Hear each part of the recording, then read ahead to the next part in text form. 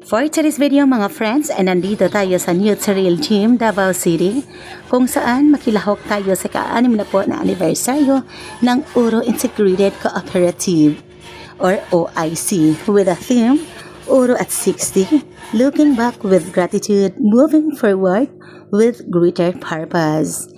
And yes, bago pa sinimulan niyo yung programa, ay nagkaroon muna ng Zumba. And hindi nagpapahulin yung inyong lingkod. Kasama sa Millionaires Club, sina Michelle Sagayno, Melanie Luna, and Joanna Bautista. Kasama ng aking anak na si Misty Joyce, we are here right now upang makinig, makisali, alam kung ano yung nangyayari na sa ating kooperatiba. And of course, mga friend, this cooperative is very solid. This is one of the Billionaires Cooperative kung saan hindi kayo mangamba sa inyong mga kapirahan na baka mabangkaruti or mawala yung mga pera niyong pinaghihirapan. This is a good place for you to invest your money here. Napakaganda ng cooperative na ito, sulit. And of course, napakalinaw ng kanilang mga programa. So dito, sinisimulan ng ating programa. Makinig na ako and manood para maintindihan ko ng gusto. Alright? Thank you so much for watching. Stay tuned, please. As a Filipino, hello, others still. So I commit myself to work to cooperate for all this prosperity. Harmony is truly a value. Cooperative affairs will attend.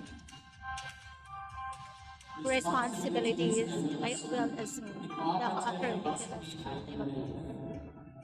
one vision, one belief, one feeling, and cooperativism. My life I teach to help me guide.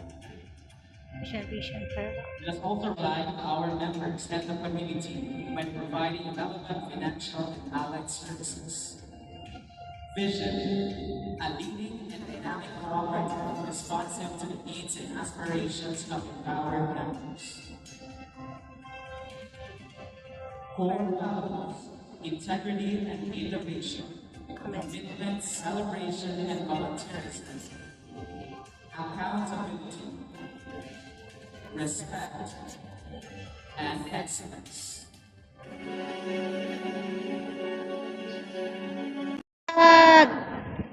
I respectfully confirm that proof of due notice have been duly provided to all members in accordance with the policies and requirements as stated in Article 3, Section 9 of OIC Guidelines.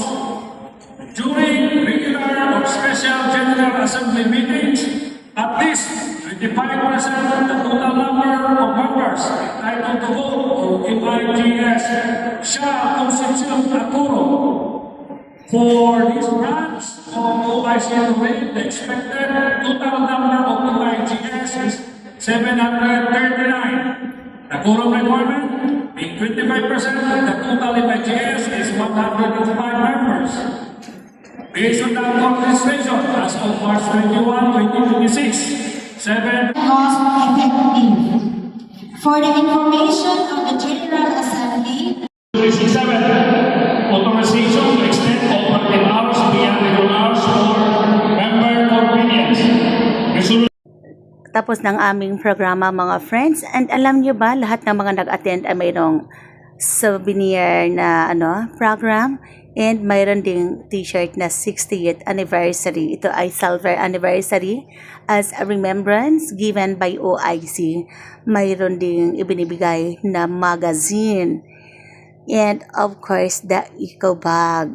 So ito yung bag nila, napakaganda. Pwede ito baunan, pwedeng pang travel, lagyan ng pira or whatsoever.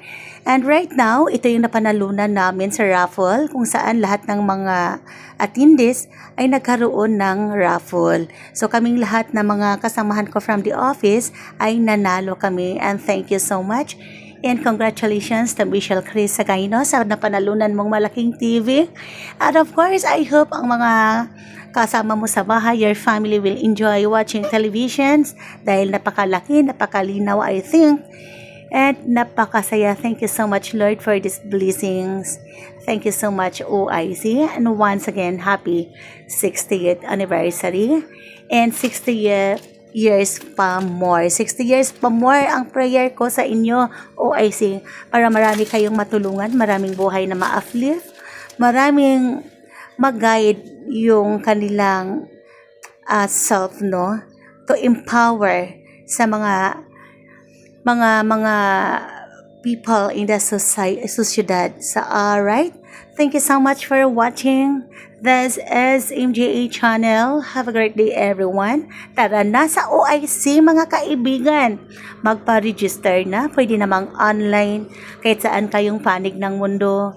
Or kahit saan kayo ngayon, as long as you have an internet connections, pwede kayong mag-register, mag-seminar online.